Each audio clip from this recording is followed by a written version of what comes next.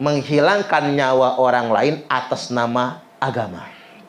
Kerjaan siapa tuh? Teroris. Yang kemarin kita sangat prihatin, pegawai BUMN, karyawan PT KAI ya, terlibat ISIS. Yang saya sebel bukan main itu, dibela-belain oleh orang-orang Hizbut Tahrir.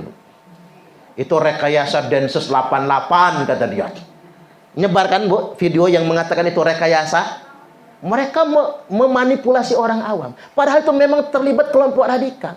Buktinya lengkap. Jadi jangan berasumsi di media sosial, ikuti pengadilannya. Hakim nggak mungkin bohong, kan begitu?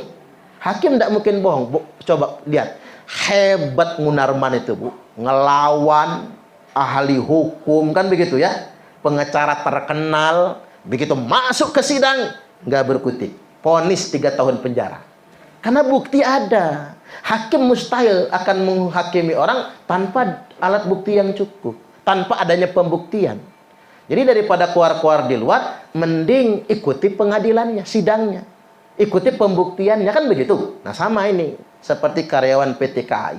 Saya juga heran sekarang ini ada indikasi begitu ya Bu. Karyawan-karyawan BUMN, karyawan pegawai-pegawai pemerintahan terlibat kelompok-kelompok yang keras itu.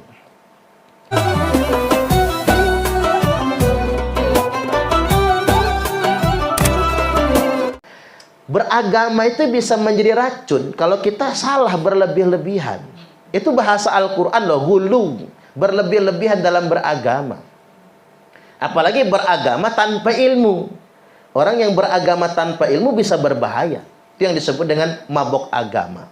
Dalam konteks sekarang, mabok agama itu apa? Berlebih-lebihan dalam beragama, nganggap kelompoknya sendiri paling benar, yang lain salah semua. Cara menyalahkannya bahaya.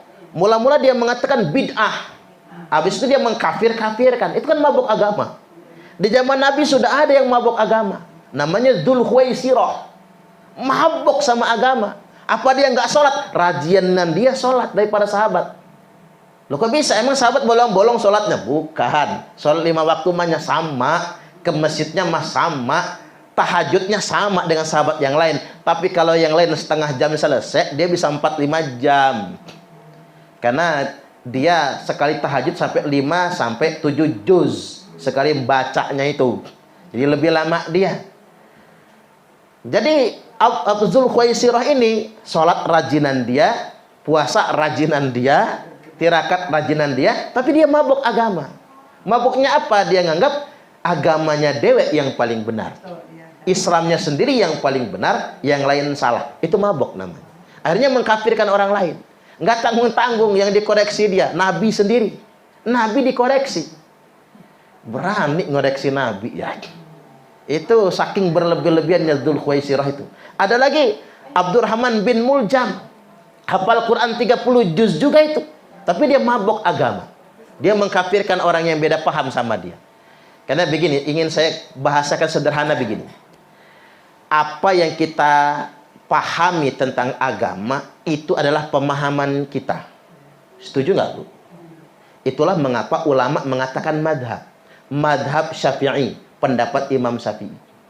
Madhab Maliki, pendapat Imam Malik. Mengapa dikatakan madhab? Karena mereka tidak mau menuhankan pendapat mereka. Padahal kurang apa mereka? Hafal Quran 30 juz, hafal jutaan hadis. Pakarnya kalau bahasa Arab, ahli ilmu alam, nahu sorob semuanya, ahli semua bidang ilmu pengetahuan. Dan title beliau-beliau itu mujtahidin mutlak. Tapi mereka masih mengatakan madhab. Jadi pendapat. Mengapa begitu? Karena mereka tidak memenuhankan pendapat mereka. Nah yang parah itu orang yang pintar kagak, tapi merasa paling beriman sendiri. Pemahamannya terhadap agama dianggapnya agama itu sendiri. Pemahamannya terhadap Islam dianggapnya Islam itu sendiri. Akhirnya yang beda paham sama dia dianggap melanggar ajaran Islam. Itu yang bahaya.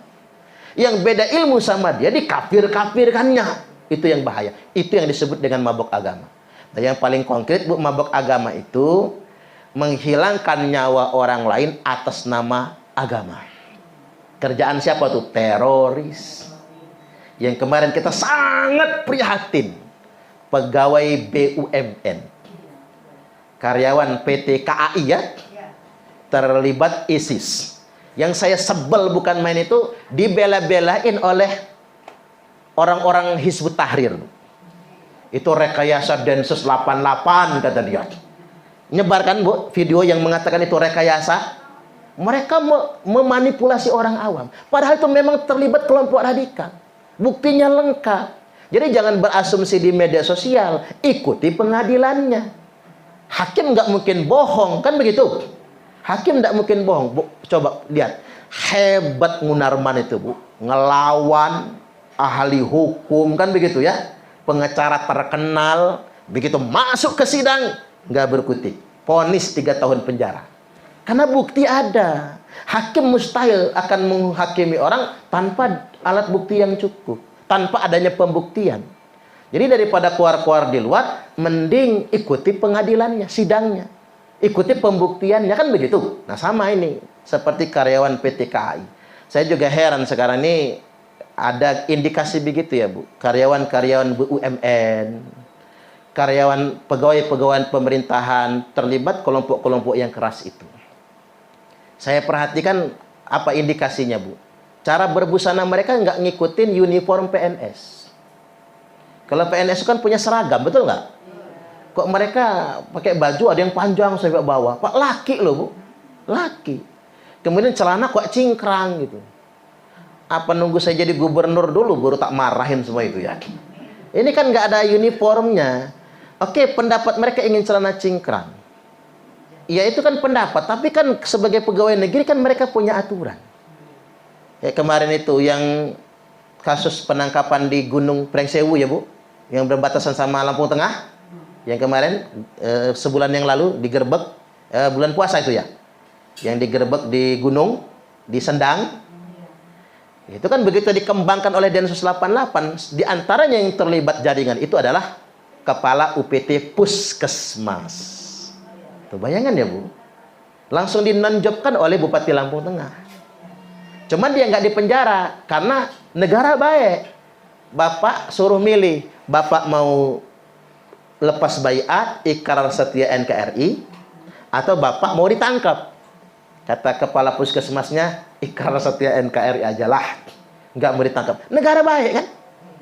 Ibu lihat, dengar dulu yang Dokter Sunardi ya Bu ya. Dokter Sunardi dulu, oh di grup-grup, mohon maaf itu, di grup-grup dokter, di grup-grup kesehatan, banyak orang bela Dokter Sunardi kan? Itu Densus 88-nya zolim, padahal memang dia dedengkot teroris. Kan begitu. Dia tuh pinter. Pinternya kayak mana? Dia nyumput. Nyumputnya bagaimana? Di rumah, karena SOP sekarang nggak boleh ditangkap di rumah. Lalu dia di pondok, SOP-nya dia nggak boleh ditangkap di pondok. Kemudian di tempat praktek medis, nggak boleh. Jadi di rumah sakit, di pondok pesantren atau sekolah nggak boleh ada penangkapan.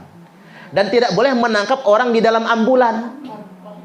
Jadi dia pintar berangkat ke kantor, ke tempat praktek atau ke pesantren pakai ambulan dia, biar nggak bisa ditangkap. Nah apes dia hari itu dia keluar nggak pakai ambulan, dikejar lah Bu. Begitu dikejar dia ngelawan. Mobil petugas ditembak, ditumbur-tumburkannya. Akhirnya karena lepas kendali, dia numbur rumah orang kalau nggak salah ya. Dia meninggal bukan karena ditembak Densus. Dia meninggal karena dadanya hancur kebentuk setirnya sendiri. Maaf Pak, dokter di mana? Dokter di Sukoharjo ya? Oh, Jawa ya? Iya di Jawa. Oh, berapa tahun yang lalu sampai pecah. Yang ditembak Densus itu tangannya sama kaki biar dia nggak bisa melanjutkan kendaraannya. Tapi karena numbur, remek sininya. Artinya begini Bu, mengapa itu terjadi? Karena orang yang sangat mabuk agama. Makanya saya minta kepada pemerintah dan BUMN itu, coba disterilkan dulu itu. BUMN, jangan sampai dimasuki kelompok-kelompok begitu. Ini bahasa mereka namanya Bu, tolabun nusroh. Apa itu tolabun nusroh? Nyusup kemana-mana.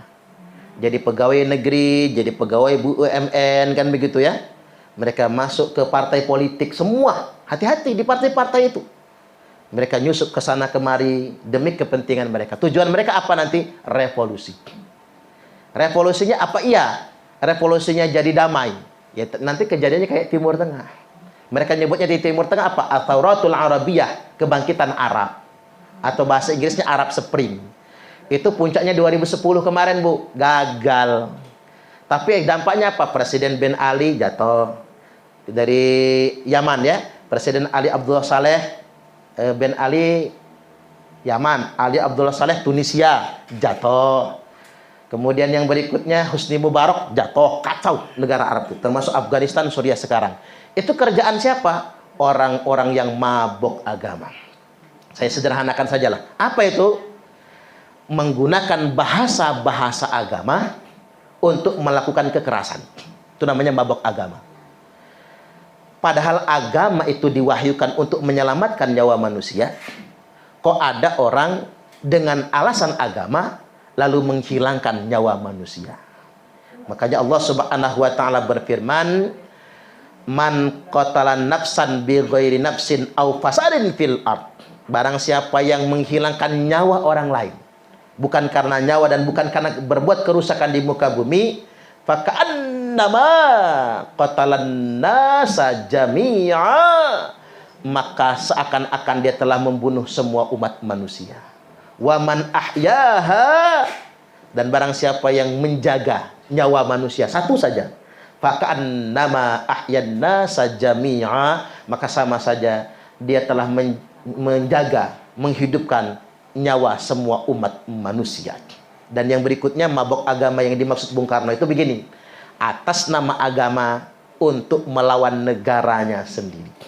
Itulah pemberontakan DITI.